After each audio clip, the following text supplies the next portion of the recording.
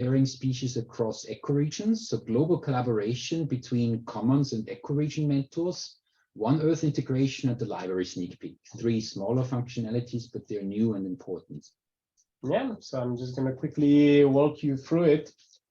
So I start off where Gloria ended with this Tiliaco data, and I come up into its species page. So this is the difference of the specimen, the local one, single tree, and the species that this tree is of.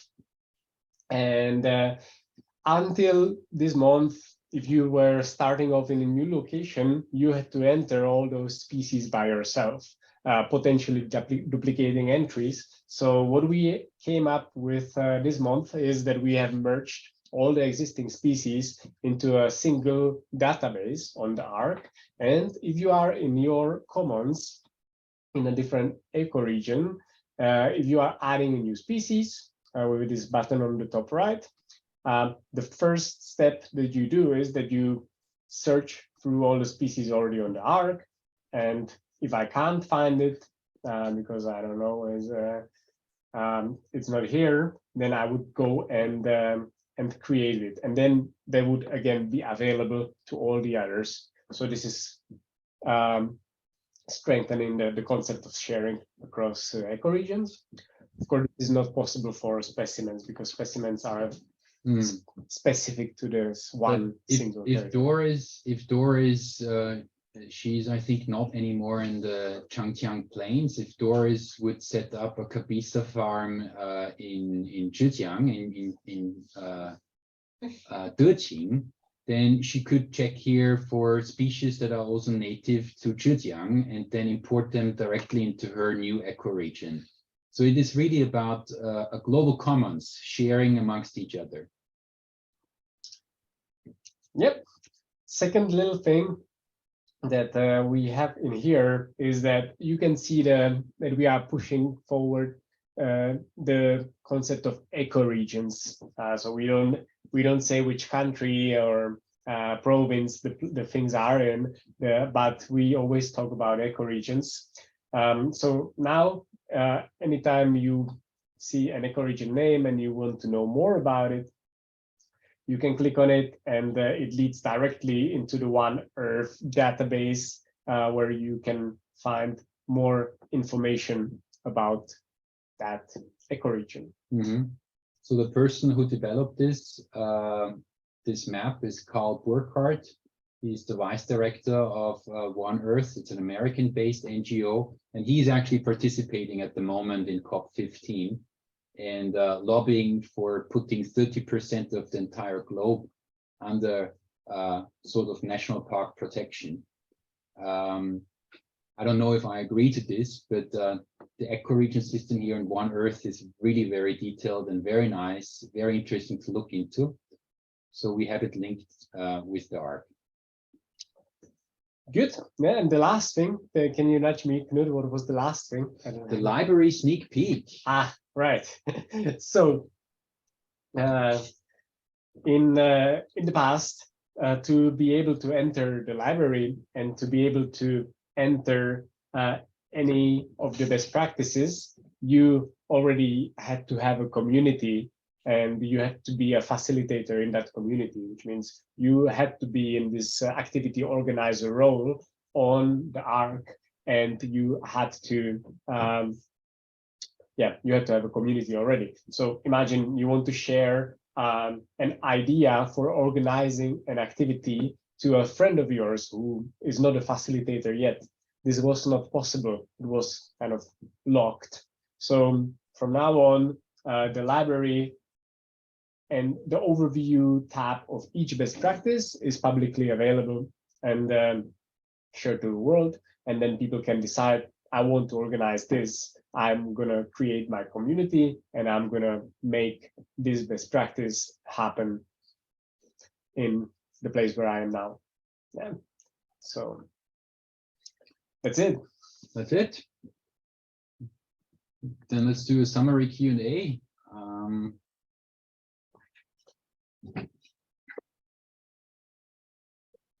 Yeah. These were quite small things.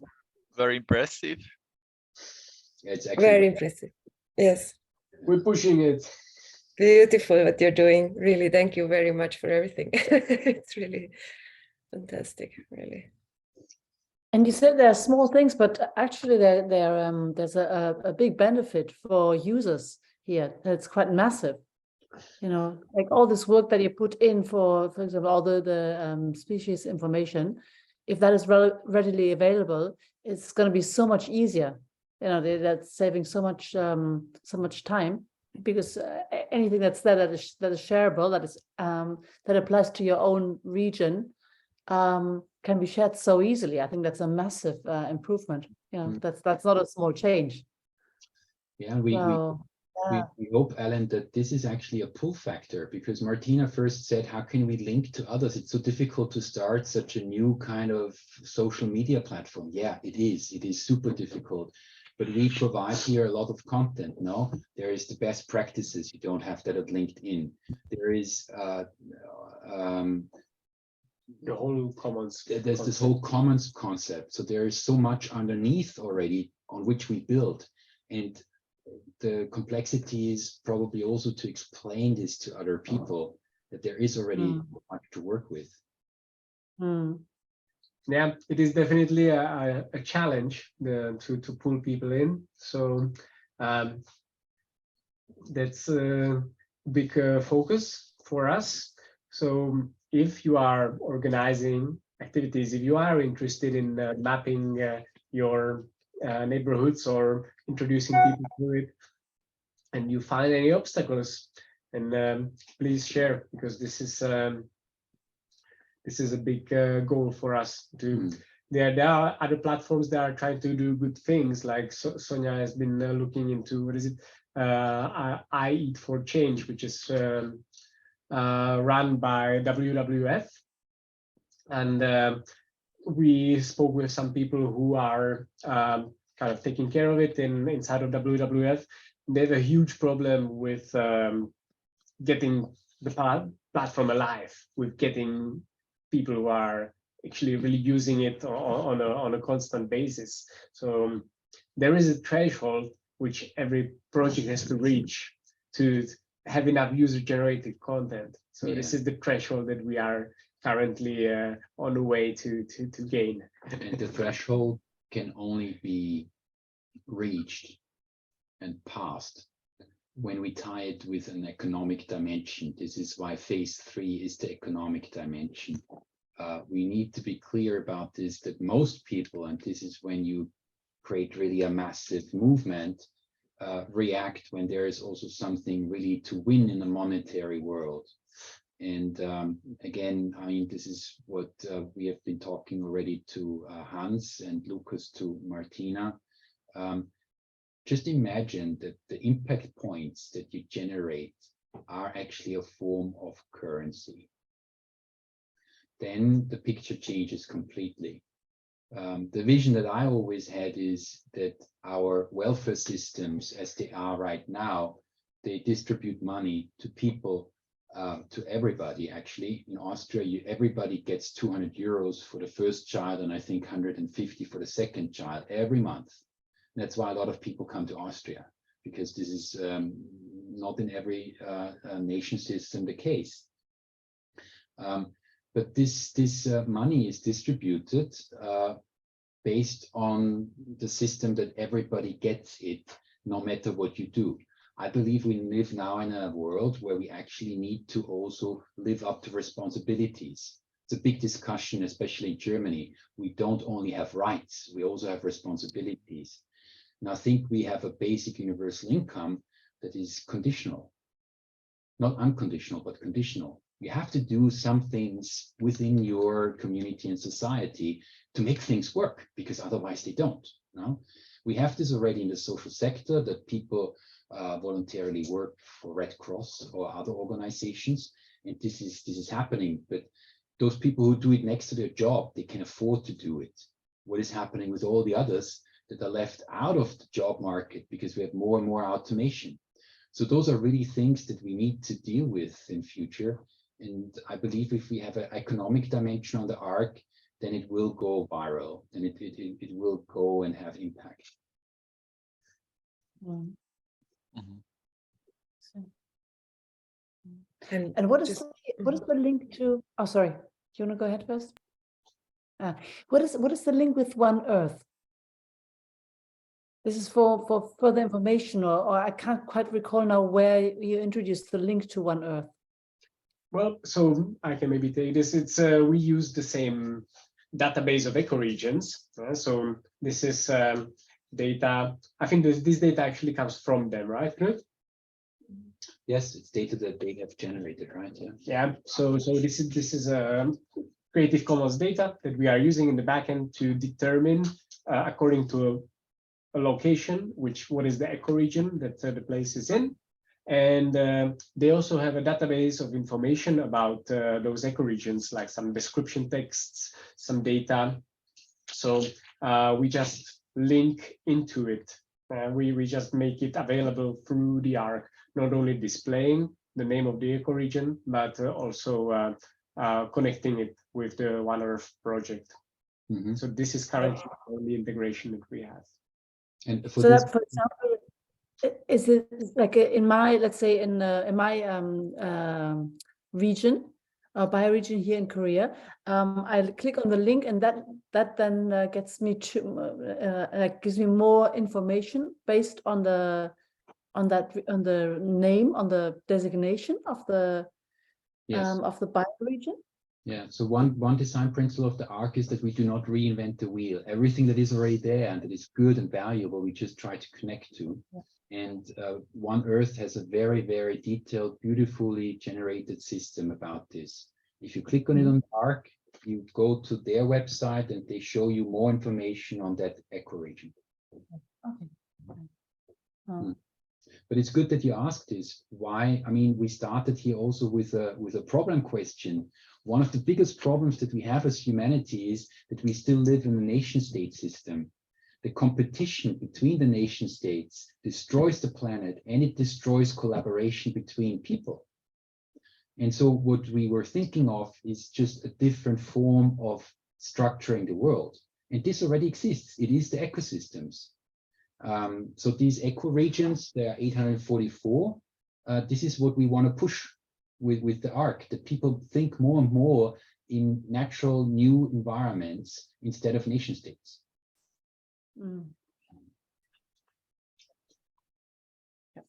May I can, just because of the basic income you said before, we have in Switzerland, we have this thing community, and it's like that you pay, I think, around 100 francs every month. And after 6 months, if you have a project you want to do in this, like this win-win situation, that you do something for the society, then you get like 2,500 francs monthly for 6 months to grow your own business. But the business has to be sustainable, has to be for the society. So they are now very much into that also, like with the money, you know, that the sponsors, they say, okay, we have money until next year. And after that, you have to see what's going on. But I think the system for this basic income, they said they have a full platform which is ready for how many people want to be there. So I think this is also a possibility maybe to just at the moment to be like an incubator, you know, that people get some basic income until they grow their business in this sustainable world. I think like it's working very, very good, but it's just that people at the moment, you know, because of this world which is unsure, that they have a problem that people come on their platform and they do that, or they pay these 100 francs monthly, because I think for us it will not be a big problem to do that, you know, like to build something together. And I just was thinking maybe to see there also wants to connect, you know, because it's worldwide possible. It's not only Switzerland. Yeah, I discussed already with Hans that we reach out to the leaders of the Swiss, the general, not the Zurich one, the general basic universal income. Because honestly speaking, in Austria, they also have this.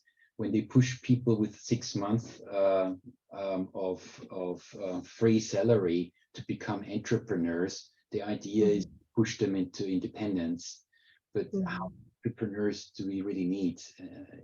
It is, I think it's not a far-reaching concept to Mhm. more entrepreneurs. Not everybody is made to be an entrepreneur, I believe. But it needs to be a social enterprise, not just a Mhm. company. Yeah, which is even more difficult, probably.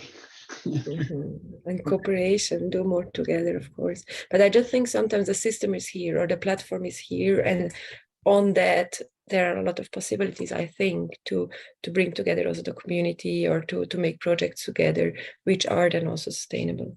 Because this is really a big problem, I think, also with WordFry or with a lot of the money, we do something, it's good, but who is paying at the end, and also here to come in an economy that will then be sustainable and not just finish after 3 years and now what's going on because somebody doesn't pay anymore or things like that. I think that's now very important to also make these cooperations or I was in Zurich in August, and I would really like to actually just sit down with those people and brainstorm. Please. Because if you can arrange something, we've been talking with Hans. I think Switzerland is currently the place to really talk about phase 3. Very much. Yeah, and also money. There is money. Maybe we should connect, Martina. Of course, I saw, I heard you already. Your name I heard already, so I don't know if we already see each other once. Yes. Please. Mhm. Okay. Well, then we usually try to keep it 1 hour. We are now a bit over time. It's 1:15, but I think it was a very good call. And if it's good for everybody, then we close the call. Look forward to be in touch with you. Wish you Merry Christmas and a Happy New Year. I want to know which duck is it? Should we still? Does somebody wants to know the duck? Of course. How do you call it when the female and male are looking different? There is a word for polymorphism. Polymorphism. Okay, polymorphism is for birds usually the case, the standard case. And I'm sharing here the picture. Give me a second. The duck. Where's the duck? Where is it home? In which parts of the world? In China or? It is in temperate zone, but we do species that we experience in our environment. It's the tufted duck. In German, it's Reiherente. Tufted means that it has this kind of Elvis-like little tail here, but only the male, as you see. The male is the top one. And in the winter season, we have here a couple of lakes. They come here and they spend the winter here. But it's temperate zones for winter and polar Arctic zones, I guess, during summer. So they fly back north. Yes, and you see here a link. This species is of course also on the ARC. So we don't do only trees. All the other species are pulled in from Wikipedia. Yeah, and so the next call happening on January 18th. Probably you will see the posts going everywhere and more things that we have in the that we want to do. And I shared with you the link to our Telegram group, where it's also a good place to share whatever ideas you have for the project, for using of the ARC, and also to set the agenda for the next meeting, which will be then on January 17th. So yeah, let's be in touch and have a nice Christmas, everyone. Thank you very much. Thank you. Bye. Christmas. Same to you guys. Yeah. Bye.